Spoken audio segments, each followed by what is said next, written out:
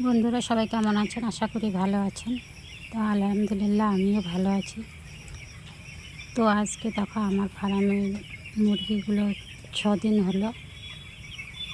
তো বেশিরভাগই তোমাদের দাদা ভাই আসে ভিডিও নিয়ে, যেহেতু একটু কাজের চাপে একটু অসুবিধায় আছে তাই আসতে পারছি না, তাই আমি আসলাম।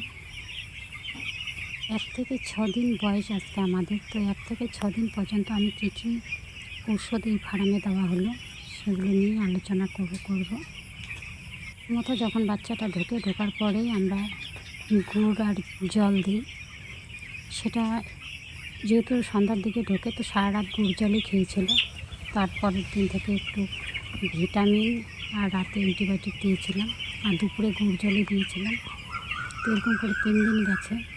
4 দিন থেকে 5 দিনে জ্যানটা করা হয়, সেটা এখানে অ্যাড করা হয়নি, জ্যানটা করা হয়েছিল। তারপরে এখন যেটা দেওয়া হচ্ছে, একটু কিডনি প্রবলেম আছে। আর ওই লোকাল মুরগি যেরকম হাসড়ে হাসড়ে দানা ফেলে খায়, এরকম করছিল, তার জন্য বিট লবণ ব্যবহার করছি। আর দুপুরে দিয়েছিলাম অ্যালকাসল, গুড় জল, এগুলোই চলছে। একটু কিডনির প্রবলেম আছে তার জন্য। আর যেহেতু এখন প্রচণ্ড গরম, তার জন্য পর্দা টর্দা দেওয়া হয়নি, পর্দা সব তুলে রাখা আছে। আর অটো ডিঙ্কারগুলো দেখতে পাচ্ছ, এগুলো তো এখন দেওয়া যাবে না, এখন পাবে না। এই 14-15 দিনে এই অটো ডিঙ্কারগুলো নামিয়ে দেবো। তো 6 দিনের মুরগি দেখো কেমন আছে। তো এখন তো সন্ধ্যার দিকে আমি ভিডিওটা করছি, কাজে ব্যস্ত ছিলাম।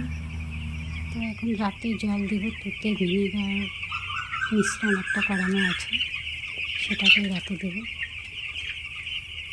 ভিনেগারের মিশ্রণটা আমি বানিয়েছি, 50 গ্রাম তুতে দিয়েছি, 300 জল আর 300 ভিনেগার দিয়ে ফুটিয়ে নিয়ে ওটা 24 ঘন্টা আগে বানিয়েছি। 24 ঘন্টা পর থেকেই দেওয়া শুরু করেছি।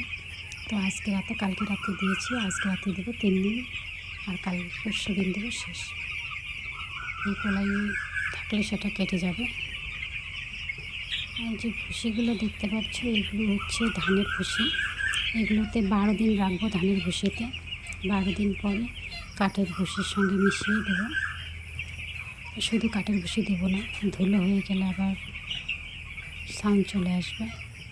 মিশিয়ে অল্প অল্প করে ফেলবো, আর অল্প অল্প করে কাঠের ভুসি মিশিয়ে দেবো।